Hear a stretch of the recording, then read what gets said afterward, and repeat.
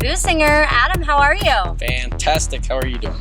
I'm doing great, and I love this shade structure behind me, and this is part of the Burning Man event that goes on each year. Adam, how long have you been going to Burning Man? This will be my second year. Very excited about it.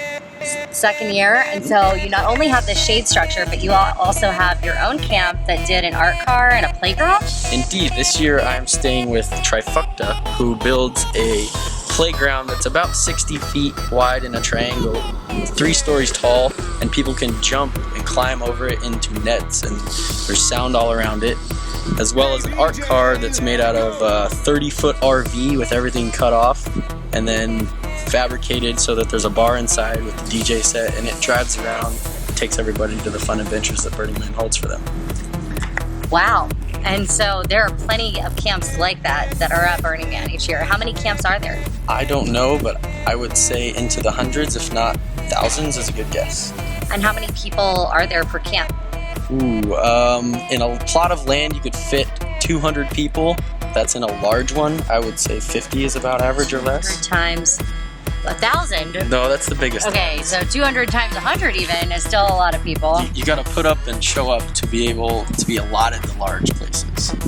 So repetitive showing The up, veterans. building things like this, bringing them out there and building them, then the next year they say, okay, we gave back, we'll give you more land. Now there are a lot of rules and regulations that go along with Burning Man. I know that it's, clear the land, the same, return it to what it was, right? Leave no trace. Okay. No trace, yes. Afterwards, there's people walking around with magnets on their hands and feet, picking up everything, because if you were to leave something, then the BLM land could say that we have misused the land and cancel it all. And then there's no money. Exactly. And so tell us about how you go about bartering out there. Well, I don't believe you can purchase anything besides ice or water or fuel, things that you require to have to be operational. It's more of a gifting community to where you would approach somebody with a thought of, I'm going to give something like this to you, and you'll see what you get in return. So I don't think it's going to find something, it's more of just a gifting. Well, you say that there's a bar, so I'm just using that as an example. I know that you do have to pay for ice out there. That's the one thing that you do have to pay for. But when it comes to going up and getting a drink, you just bring a gift to Bring present.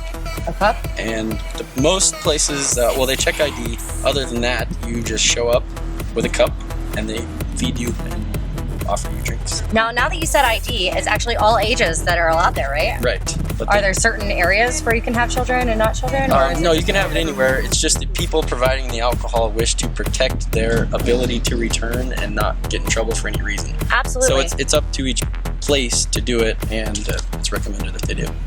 And it gets pretty hot out there. What's the usual temperature during the day? 100 to 110 down to 95, cold at night. So it fluctuates, and you got to be prepared for it all. And it's just hot, so you have to have structures like this in order to be blocked and still dance, right? Yes, this is Beats Boutique, who plays music during the daytime, which is a bit abnormal. Most people play music at nighttime, so they have constructed this wonderful cover for people to dance around and not be in the heat all day. Gotta love Vegas, keeping it 24 hours, even in Burning Man. Yeah. Excellent. Well, thank you so much, Adam. And how long does this take to build? I've watched a large group of people put this up in about a week with tools, forklifts, man hours, welders, anything you can think of. I'd say it took them about a week to get this rolling. Excellent. Anything else you want to throw out there?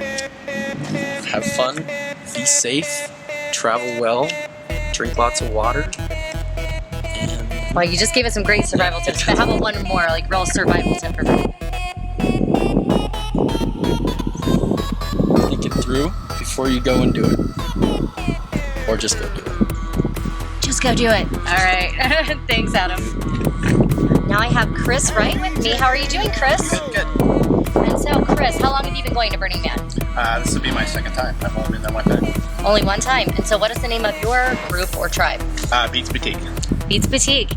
And you were telling me a little bit about it, and I thought it was so cool. So people can go in and exchange clothes. Well, they can actually, it's not really an exchange. They can just pick out what they want. But if they'd like to leave something, they can. So, but yeah, it's basically just a free boutique. You come in and we take donations ahead of time the year before and get a bunch of clothes together, and it gives people a chance to work on their wardrobe while they're out there, or change their mind, or just have fun. I love costumes, so I think that's amazing.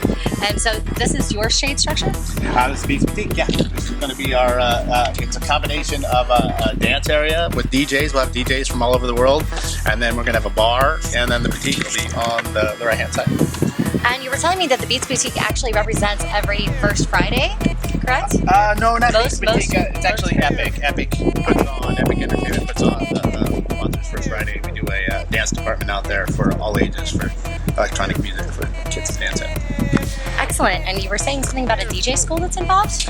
Also, yeah, the library sponsors a DJ school out of their Las Vegas Boulevard branch, and we have guest DJs. It's a good opportunity for the kids to get up on the stage for the first time and experience and see what it's like. I think that's so awesome, especially with the lack of that in the schools, that you're still able to, provide a stage for them to perform on. I think that's beautiful. It's fun. And so what exactly do you have besides this that you're bringing? I know you said you've got a boutique itself, a stage where you're going to have the music, a bar, and then... We'll have campgrounds. We'll have probably about close to 100 people camping at our camp.